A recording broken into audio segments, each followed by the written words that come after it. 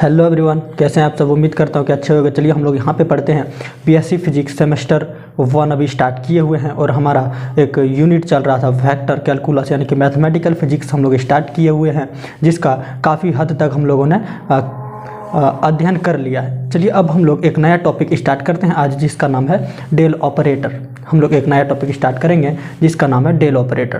तो चलिए वीडियो को स्टार्ट करते हैं। स्टार्ट करने से पहले अगर बता दें कि आपने हमारे यूट्यूब चैनल को सब्सक्राइब नहीं किया तो चैनल को सब्सक्राइब कर लीजिए, ताकि आने वाले सभी सेमेस्टर 1, 2, 3 के वीडियो सबसे पहले आप तक पहुँचे। और अब अगर आपके फ्रेंड भी पढ़ते हैं सेमेस्टर 1, 2, 3 में, तो उनको भी आप हमारे चैनल को सब्सक्राइब करने के लिए बोल सकते हैं, ताकि हम जो कुछ भी डालें अपडेट, नया अपडेट, वो आप सबों तक पहुँचे। तो चलिए हम लोगों को वीडियो को स्टार्ट कर लेते हैं। हमारा एक नया टॉपिक स्टार्ट होगा जिसका नाम है डेल ऑपरेटर, और हम लोग यहाँ पे पढ़ते हैं बीएससी फिजिक्स सेमेस्टर 1, और हमारा ये होने वाला है लेक्चर नंबर 9। तो हम लोग पढ़ेंगे डेल ऑपरेटर। सबसे पहले ये जानेंगे कि डेल ऑपरेटर होता क्या है, डेल ऑपरेटर कहने का क्या मतलब होता है, ये हम लोग जानेंगे। तो सबसे पहले डेल ऑपरेटर, तो डेल ऑपरेटर को हम लोग डिनोट करते हैं इस प्रकार से। देखिए, डेल ऑपरेटर को उल्टा त्रिभुज के आकार का लिखा जाता है और ये एक वेक्टर क्वांटिटी होता है। ये डेल ऑपरेटर है, ये एक वेक्टर क्वांटिटी है और ये समरूप होता है। समरूप होता है यानी कि लगभग इक्वल होता है। समरूप को हम लोग इक्वल भी बोलते हैं। तो इक्वल होता है किस चीज़ के, del upon del x i cap plus del upon del y j cap plus del upon del z k cap. ये होता है समरूप इस क्वांटिटी के। चलिए हम लोग इसको बॉक्स में बंद कर लेते हैं, क्योंकि ये हमारे लिए बहुत ही इम्पोर्टेंट होने वाला है। इसको आप नोट करेंगे। अब चलिए हम लोग ये समझते हैं कि ये एक वेक्टर क्वांटिटी है। आप यहाँ पे देख सकते हैं ये एक वेक्टर क्वांटिटी है। ये क्या है, एक वेक्टर क्वांटिटी है। अब एक वेक्टर क्वांटिटी जैसे ही हम लोग देखते हैं, हमारे मन में आता है कि इसको एक स्केलर से हम लोग गुना कर सकते हैं, एक वेक्टर के साथ गुना कर सकते हैं। और वेक्टर के साथ जब भी गुना करने का हमारे पास सवाल आता है, तो हम लोग उसको दो तरीके से सोचते हैं कि हम लोग उसको दो प्रकार से गुना कर सकते हैं। एक होता है डॉट प्रोडक्ट, एक होता है क्रॉस प्रोडक्ट। चलिए हम लोग यहाँ पे लेते हैं कुछ वेक्टर और कुछ स्केलर क्वांटिटी। चलिए हम लोग यहाँ पे मानते हैं कि लेट वी हैव फाई। ये फाई क्या है, तो ये एक स्केलर क्वांटिटी है। यहाँ पर हम लोग लिख देते हैं स्केलर फील्ड है। ये स्केलर फील्ड है। एंड एक वेक्टर ले लेते हैं हम लोग यहाँ पे, ए वेक्टर ले लेते हैं। एंड ए वेक्टर जो कि है एक वेक्टर फील्ड, वेक्टर फील्ड। तो ये हमारे पास एक क्वांटिटी है जिसको हम लोग इस डेल प्रोडक्ट के साथ गुना करने वाले हैं। यहाँ तक आप लोगों को दिख रहा होगा। हाँ, तो चलिए हम लोग यहाँ पे आगे बढ़ते हैं।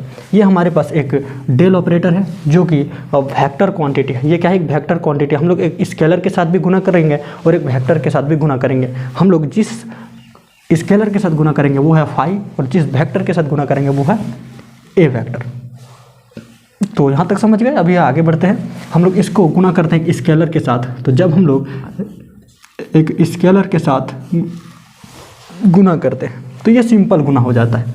ये क्या हो जाता है, सिंपल सा गुना हो जाता है, क्योंकि ये एक वेक्टर क्वांटिटी है और ये एक स्केलर फील्ड है। और वेक्टर और स्केलर का हम लोग सिंपल सा गुना करना जानते हैं। ये अगर आपने हमारा जो वीडियो था डॉट प्रोडक्ट और क्रॉस प्रोडक्ट वाला वो नहीं देखा तो उसको देख लें, ताकि ये अच्छे से समझ में आ जाए। चलिए हम लोग अब आगे बढ़ते हैं और हम लोग इसको एक वेक्टर क्वांटिटी के साथ गुना करेंगे।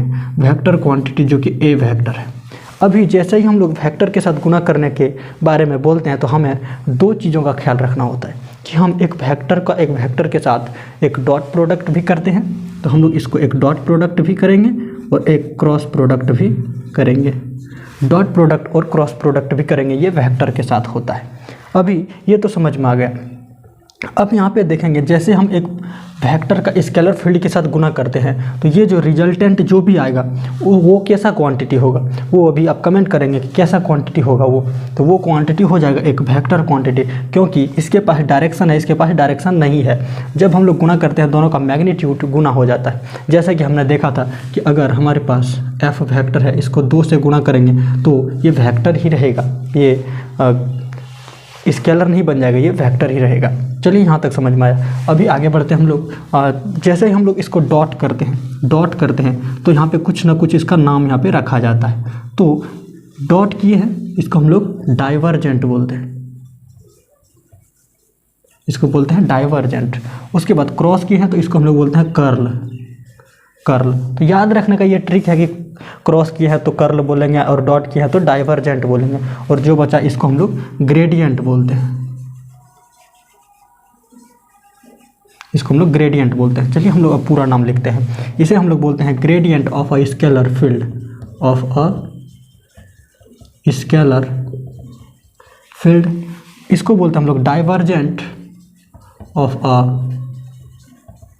वेक्टर फील्ड, और इसको हम लोग बोलते हैं curl of a vector field. ये हम लोग इसका नाम रखते हैं। तो याद रखने का ट्रिक, डॉट किए हैं तो डाइवर्जेंट, क्रॉस किए हैं तो कर्ल। अब हमें एक बात बताइए कि जब हम लोग किसी का डॉट करते हैं तो हम लोग क्या कहते हैं कि जब भी डॉट करेंगे तो इसका जो भी रिजल्ट आएगा वो कैसा आएगा, स्केलर आएगा। कैसा आएगा, स्केलर आएगा। ये आप लोगों को समझ में आया। तो चलिए हम लोग अब आगे बढ़ते हैं कि क्या होता है ग्रेडियंट, क्या होता है डाइवर्जेंट और क्या होता है कर्ल, ये हम लोग जानते हैं। चलिए हमारा नेक्स्ट टॉपिक है gradient of a scalar field. क्या होता है वो हम लोग जानेंगे। तो gradient of a scalar field नया टॉपिक डालेंगे हेडिंग। आगे बढ़ते हैं, हम लोग इसका स्क्रीनशॉट लेना चाहें तो ले सकते हैं। चलिए अब हम लोग आगे बढ़ते हैं और जानेंगे कि क्या होता है gradient of a scalar field. तो चलिए अब हम लोग निकालना सीखते हैं gradient of a scalar field. तो gradient of a scalar field हमने क्या देखा कि हमने किसको ग्रेडियंट बोला, तो चलिए अब हम लोग क्या करेंगे, gradient of a scalar field निकालना सीखेंगे। तो सबसे पहले हम लोग ग्रेडियंट क्या सीखे हमने, तो ये हमने देखा कि ग्रेडियंट हम लोग इसी को बोल रहे थे, एक वेक्टर को एक स्केलर फील्ड के साथ जब हम लोग गुणा करते हैं तो उसे हम लोग क्या बोल देते हैं कि वो ग्रेडियंट है। और ग्रेडियंट हम लोग निकालेंगे कैसे, पहले इस वेक्टर का जो भी वैल्यू हमने यहाँ पे रखा है उसको यहाँ पे रखना है, यानी कि इस ग्रेडियंट का वैल्यू हम यहाँ पे रखेंगे del upon del x i cap plus del upon del y j cap del upon del z k cap, और इसको हम लोग गुणा कर देंगे फाई से। तो फाई से जैसे ही हम लोग इसको गुणा करते हैं, फाई को गुणा करेंगे इसके साथ तो क्या होगा, इसके मैग्नीट्यूड से गुणा हो जाता है। क्या होता है, मैग्नीट्यूड से गुणा हो जाता है। तो मैग्नीट्यूड इसका क्या हो जाएगा, del phi upon del x i cap del phi upon del y j cap del phi upon del z k cap. ये हो जाएगा इसका ग्रेडियंट। क्या हो जाएगा, ये इसका ग्रेडियंट हो जाएगा। तो ग्रेडियंट को हम लोग निकाले एक स्केलर फील्ड का ग्रेडियंट, और हम लोग इसको डिनोट करते हैं कैसे, तो एक इसको लिखा जाता है ग्रेड ऑफ स्केलर फील्ड, जिसे हम लोग फाई बोलते हैं। तो इस प्रकार से भी आपको पूछा जा सकता है ग्रेड ऑफ फाई यानी कि स्केलर फील्ड, तो यहाँ पे आपको निकालना होगा ये। चलिए अब हम लोग ये देख लेते हैं कि जब हम किसी का ग्रेडियंट निकालते हैं तो उसका यहाँ पे कैसा क्वांटिटी आया, तो ये एक वेक्टर क्वांटिटी आया, ये एक वेक्टर क्वांटिटी आया। यहाँ तक आप लोगों को समझ में आया होगा। तो यही है हमारा ग्रेडियंट, यानी कि ग्रेडियंट ऑफ फाई हम लोग इसे ही लिख देते हैं डेल फाई। इसे हम लोग क्या बोलते हैं, डेल फाई बोल देते हैं। ये आप लोगों को समझ में आया होगा। चलिए अब हम लोग एक नया टॉपिक है ग्रेडियंट का, जो जियोमेट्रिकल इंटरप्रिटेशन है वो हम लोग निकालना सीखेंगे। तो चलिए नेक्स्ट टॉपिक जो हेडिंग है वो डालेंगे जियोमेट्रिकल इंटरप्रिटेशन ऑफ ग्रेडियंट। ये हम लोग नया टॉपिक देखेंगे, यहाँ तक नोट करेंगे। तो चलिए अब हम लोग देखेंगे एक नया टॉपिक जिसका नाम है जियोमेट्रिकल इंटरप्रिटेशन ऑफ ग्रेडियंट। ये हमारे लिए इम्पोर्टेंट है थोड़ा, तो इसको आप नोट करेंगे। जियोमेट्रिकल इंटरप्रिटेशन ऑफ ग्रेडियंट क्या है, जियोमेट्रिकल इंटरप्रिटेशन ऑफ ग्रेडियंट, ये अब हमें पढ़ना है। तो उसके लिए हम क्या करेंगे कि एक स्केलर फील्ड लेंगे, जिसका मैग्नीट्यूड हमने अभी निकाला था कि कैसे हम लोग एक स्केलर फील्ड को एक वेक्टर फील्ड जिसे हम लोग डेल ऑपरेटर बोल रहे थे उसके साथ गुना करते हैं, तो उसका जो भी निकलता है मैग्नीट्यूड वो हम लोग दिखाते हैं। चलिए हम लोग उसी को यहाँ पे लिखते हैं कि लेट, हम लोग यहाँ पे लिखेंगे let we have a scalar field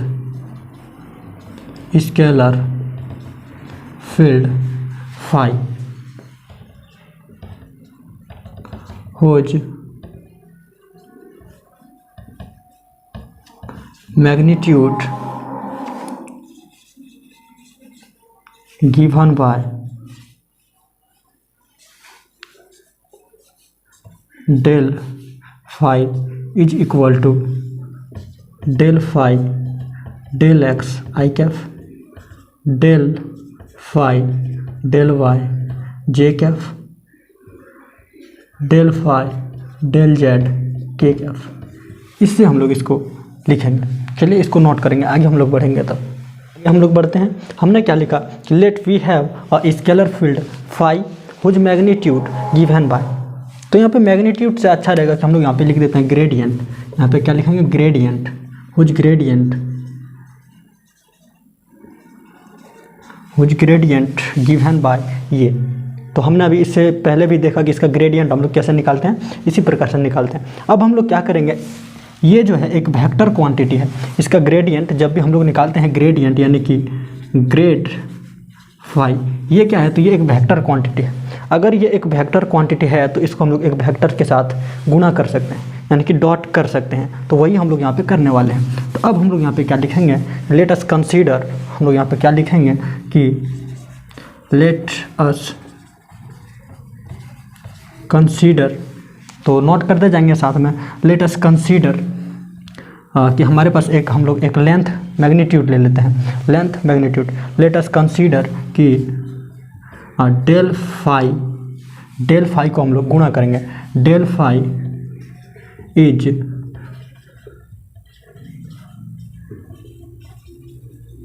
multiplying dot, मतलब कि हम लोग इसका डॉट करेंगे, डॉट प्रोडक्ट करेंगे।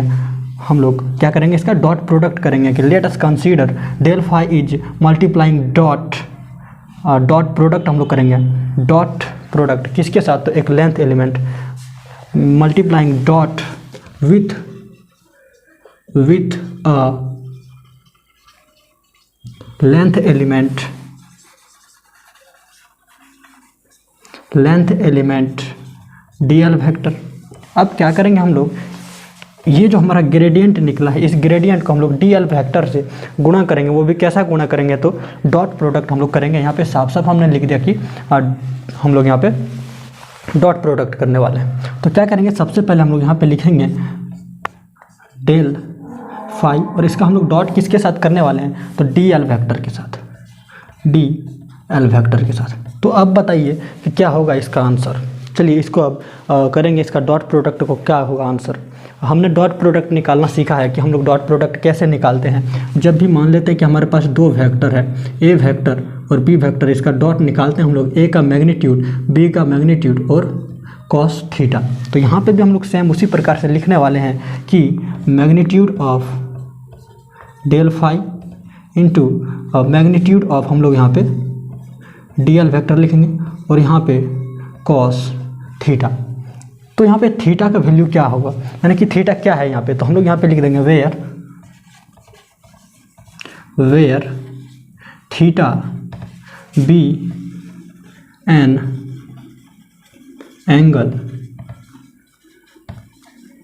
बिटवीन, यहाँ पे आपको दिख रहा है, हम लोग लिखेंगे theta B N angle between del, यहाँ पे इसको लिख देते हैं ग्रेडियंट फाई पिट एंड डीएल वेक्टर के बीच। तो यहाँ पे नहीं दिख रहा होगा तो हम लोग इसको यहाँ पे लिख देते हैं where theta B N angle between, इन दोनों के बीच। तो आप लोग इसको नोट कर लेंगे किसके साथ है ये, del phi and dl vector के बीच का ये एंगल है।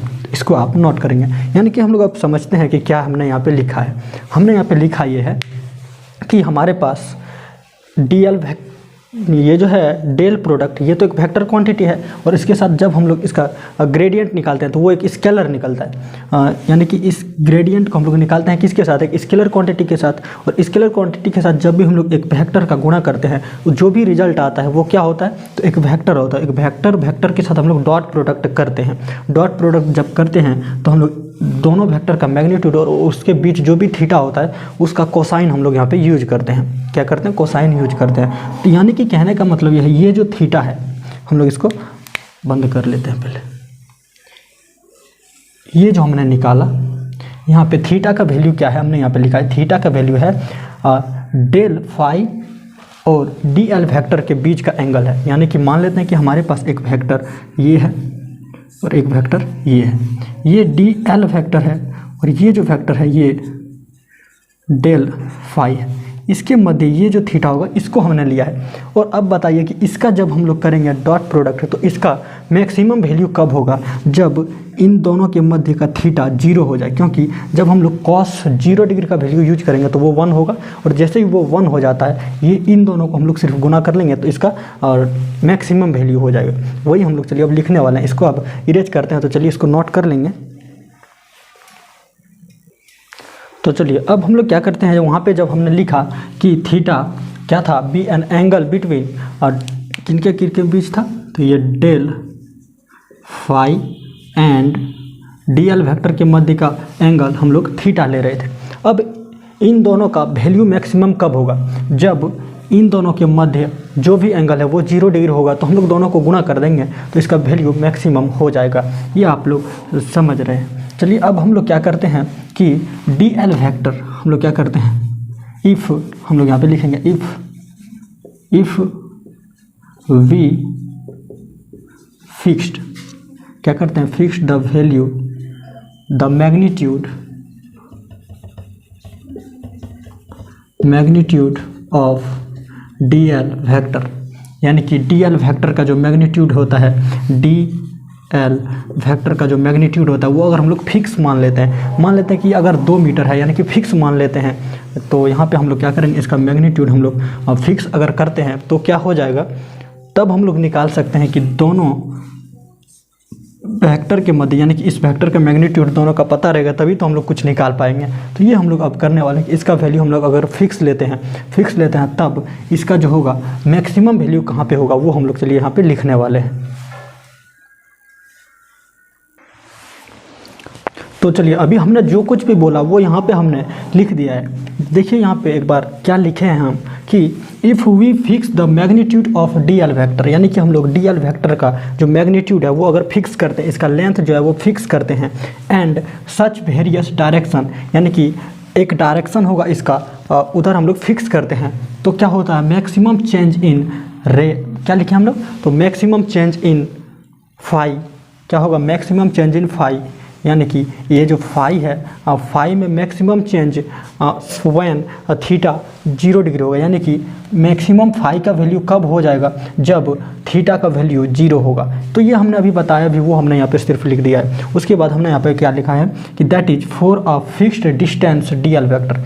ये किस लिए है, तो एक फिक्स्ड डिस्टेंस डी एल का जो है उसके लिए है। तो यहाँ पे d phi is greatest when move in the same direction as d phi vector. तो यहाँ पे क्या होगा, जब दोनों एक ही डायरेक्शन में मूव करेगा तो इसका वैल्यू अधिकतम होगा, यानी कि मैक्सिमम होगा। क्यों होगा, देखिए हमने यहाँ पे क्या लिखा है कि जब थीटा की जो वैल्यू होती है वो 0 हो जाएगी, यानी कि 0 डिग्री हो जाएगी, तब देखिए हमने यहाँ पे लिखा भी कि डेल फाई का मैग्नीट्यूड इंटू यहाँ पे लिखे थे हम लोग डी एल वेक्टर का मैग्नीट्यूड और कॉस थीटा। तो थीटा के जगह पे जब हम लोग 0 पुट करते हैं, थीटा के जगह पे 0 पुट करते हैं तो इसका वैल्यू 1 हो जाता है, इसका वैल्यू 1 हो जाता है।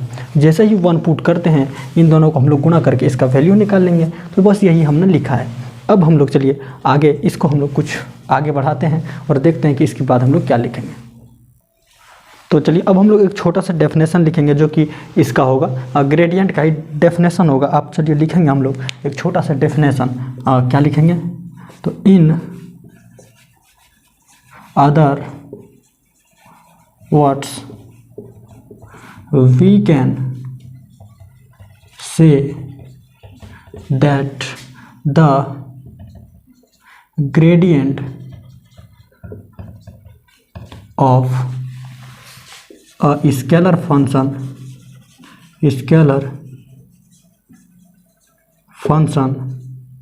phi।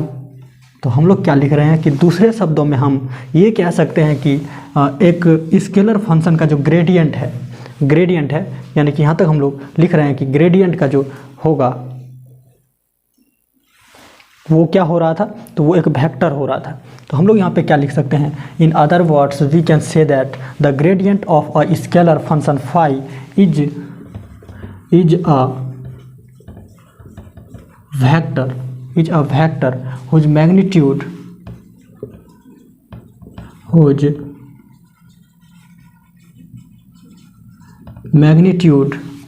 is equal to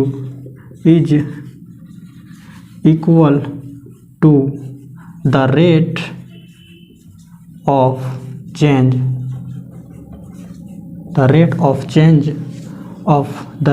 change in phi with respect to हम लोग इसको शॉर्टकट में लिखेंगे with respect to such spacious, हम लोग यहाँ पे लिखेंगे such with respect to space। तो हमने यहाँ पे क्या लिखा कि हम दूसरे शब्दों में ये कह सकते हैं कि एक स्केलर फंक्शन फाई का जो ग्रेडियंट होता है वो एक वेक्टर होता है। तो हमने ये अभी तो देखा है कि जब हम लोग किसी का ग्रेडियंट निकालते हैं तो वो एक वेक्टर होता है, जो उसका ग्रेडियंट होगा वो एक वेक्टर होगा जिसका मैग्नीट्यूड किसके बराबर होगा, तो द रेट ऑफ चेंज। तो यहाँ पे हम लोग मैक्सिमम भी लिख सकते हैं इक्वल टू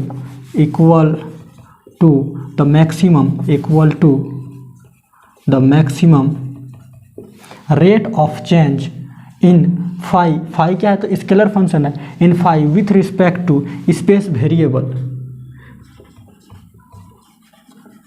वेरिएबल्स।